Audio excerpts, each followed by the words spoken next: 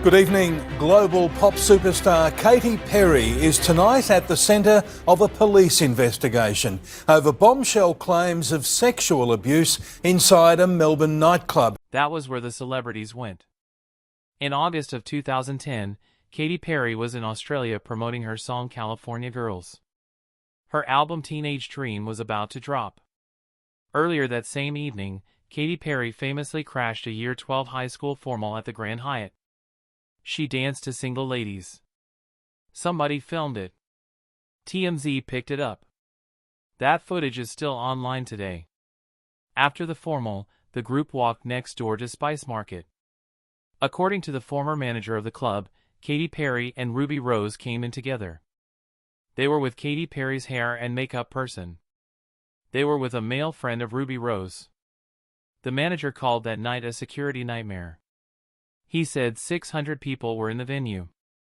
He said Katy Perry kept running out to the main floor and dancing in the middle of the crowd.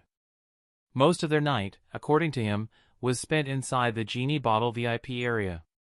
He said they were drinking. He said they were doing their own thing. He said they were drunk but not completely out of control. He said they were just like any other person drinking at a nightclub. And then he described how the night ended. He said the team at Spice Market was worried about people taking photos of the two stars in a drunk state. So they organized a car and driver to wait outside. He said they escorted both Katy Perry and Ruby Rose out the back. He said they took them up a fire exit. He said they put them in the car together. He said he believed they then went to a famous Melbourne venue called the Peel Hotel. The manager then said one specific thing that matters for the investigation. He said he was not aware of any alleged misconduct. He said he was not aware of anyone vomiting. That is a very careful sentence. It does not deny the event. It says he was not aware of it. Which is exactly the kind of statement a lawyer would tell a witness to make. And here is the twist that nobody is connecting. Spice Market closed its doors forever on January 1, 2026. That was only 3 months before Ruby Rose posted her accusation. On the club's final night, they had a closing sale and sold off their decor pieces. They posted a farewell message on their Instagram thanking fans for the memories. When Victoria Police opened their investigation 3 months later, the venue was already gone. The ownership had scattered. The staff records were likely lost. And any surveillance footage from 16 years ago was almost certainly destroyed. In 2010, Australian nightclubs kept security footage for about 30 days. After that, it was wiped.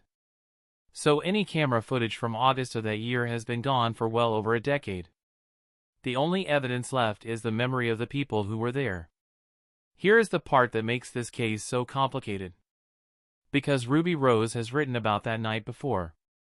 And her version back then was completely different. The magazine column that changes everything. In the year 2011, Ruby Rose wrote a column for news.com.au. In that column, she described the night at Spice Market. But she did not describe it as a trauma. She described it as a funny story about falling off the wagon. She wrote that she had been sober for 30 days. She wrote that she decided to have one drink. She wrote that she did not stop at one. She wrote that she ended up vomiting on Katy Perry's foot. She wrote that she had spectacularly lost her dignity and her keys. She framed the entire night as a cautionary tale about drinking. At no point in that column did she mention any misconduct. That column resurfaced almost instantly when her Threads posts went viral. Skeptics pointed to it as proof that her current story was made up. Supporters said it proved the opposite. Ruby Rose herself addressed the gap directly on Threads. She said she had turned the story into a funny drunk story on purpose. She said she did not know how else to handle what happened. She said Katy Perry later helped her get her United States visa. She said she kept the truth a secret because of that help. That explanation matters. Because it reveals a power dynamic that researchers have studied for decades. When a person accuses someone who has power over their future, they often stay silent for years. Sometimes for life. The research is very clear. A 2019 study found that male survivors of childhood misconduct waited an average of 21 years before telling anyone. A broader review found that many adult survivors do not disclose their experience until they are in their 40s or even 50s. More than 70% of survivors never disclose within 5 years of the event. But the resurface column is still going to be a problem for the case. Because in defamation law, a contemporary written account that contradicts the current story is powerful evidence. Katy Perry's legal team will hold that column up in court if this goes that far. They will argue that Ruby Rose wrote the real version back in 2011. They will argue that the current version is a rewrite. It does not legally disprove the allegation, but it does damage her credibility. There is also the question of Ruby Rose's past public disputes. Her team left the Batwoman show in 2020. She later accused Warner Brothers of serious misconduct. She accused producers and an executive of creating a hostile work environment. Warner Brothers fired back. They called her version of events a revisionist history. They said she had been let go based on multiple workplace complaints against her. Her co-star Doug Ray Scott called her claims entirely made up. That public fight ended without any legal resolution. And she has a history with Katy Perry specifically. Back in 2017, when Katy Perry released Swish Swish, many fans thought it was a diss track aimed at Taylor Swift. Ruby Rose went on Twitter and mocked the song. She called it a sloppy mess. 2 days later she walked it back. She wrote that being mean did not suit her. Katy Perry never publicly responded to Ruby Rose. She just told Jimmy Fallon the song was a great anthem against bullies. So when Katy Perry's representative said Ruby Rose had a history of making public allegations, that was not random. That was loaded. That was aimed. Ruby Rose is not the only person who has said something about Katy Perry. There are others. And once the Threads post went viral, the internet started pulling up every single one of them. The pattern of accusers nobody wants to talk about. Let us go back to the year 2014. Actress Anna Kendrick appeared on the Conan O'Brien show.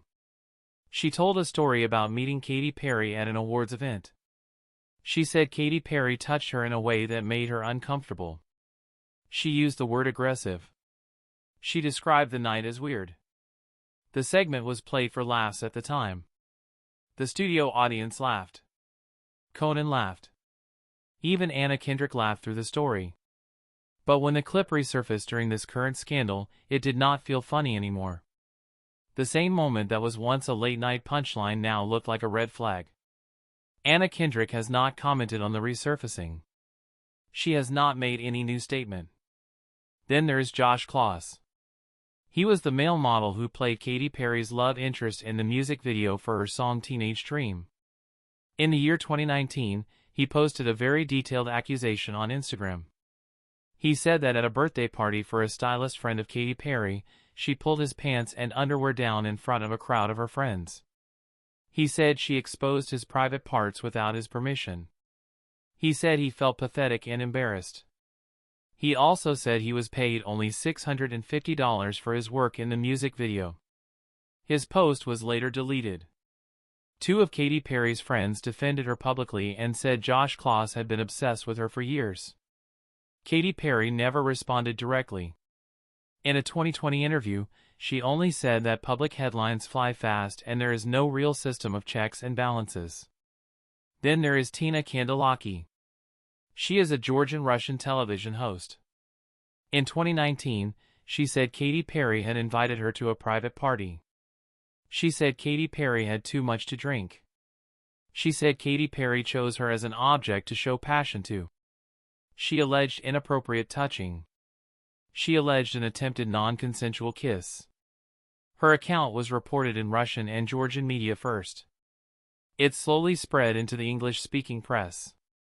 Katy Perry's team did not respond to it. Then there is Benjamin Glaze. In 2018, he appeared on American Idol as a 19-year-old auditionee. He told the judges he had never been kissed. Katy Perry called him up to the stage for what he thought was a kiss on the cheek. She turned her head at the last moment. He ended up kissing her on the lips. He fell backward. He later told the New York Times he was uncomfortable. He said he had wanted to save his first kiss for his first real relationship. He did not call it harassment. But he made clear the moment had shaken him. Katy Perry never publicly addressed it. When you line up all of these accounts, a pattern starts to show itself. Every single story involves a public setting.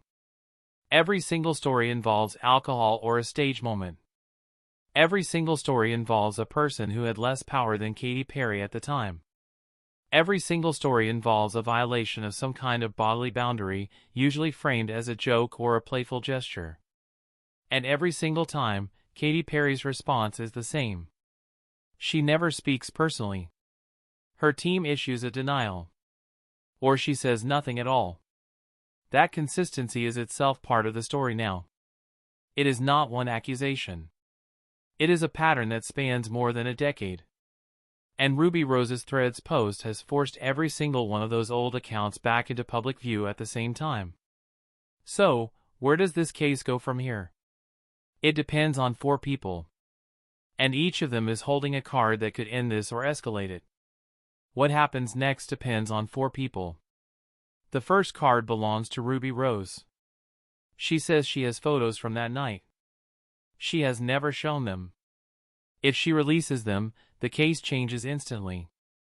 Photographs from 2010, timestamped and showing the 2 women together at Spice Market, could be used to corroborate witness statements.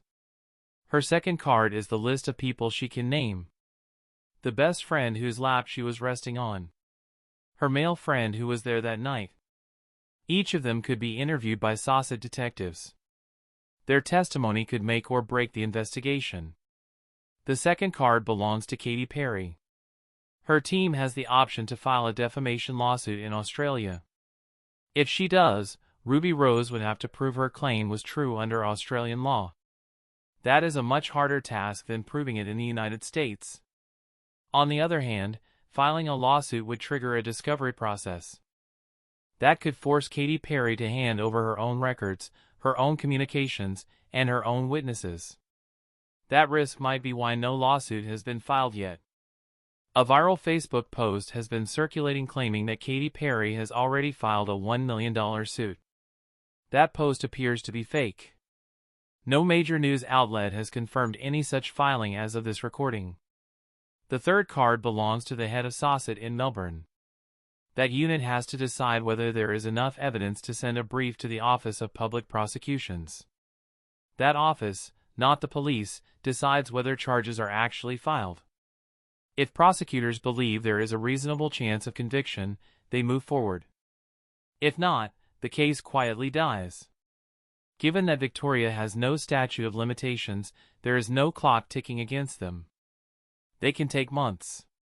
They can take years. The fourth card belongs to the witnesses themselves. The hair and makeup person who was with Katy Perry that night. The male friend of Ruby Rose. The driver who took them away from the club. The security team. The staff at the Peel Hotel where they reportedly went next. Each of those people may now be getting a phone call or a knock on the door from a sausage detective. Their memories of a night 16 years ago could be the difference between a case that goes to court and a case that goes away. There is also the question of extradition. Australia and the United States share an extradition treaty. It covers sexual offenses. If Australian authorities ever file formal charges against Katy Perry, they could request her to be sent back to Australia to face them. The process would not be fast. It took years for Australian authorities to extradite a former Melbourne school principal named Malka Leifer from Israel. She arrived back in 2021.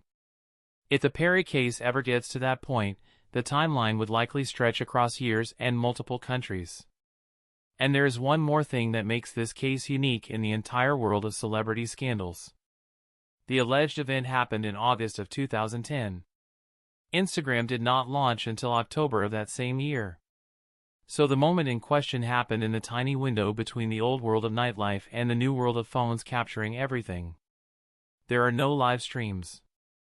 There are no mass uploads. There are no geotag photo dumps.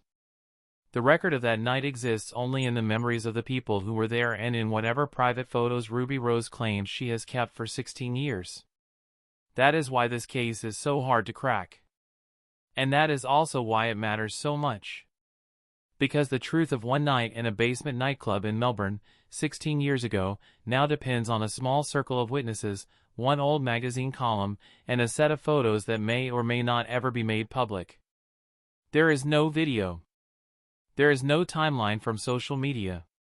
There is only memory and paper. The next move belongs to one of four people. Ruby Rose, Katy Perry, the head of Saucet, or a witness we do not yet know about. Any one of them could flip this case overnight. As of right now, none of them has moved. And the silence is getting louder every day. So what do you think happens next in this case, and who do you believe? Drop your thoughts in the comments below and let us know.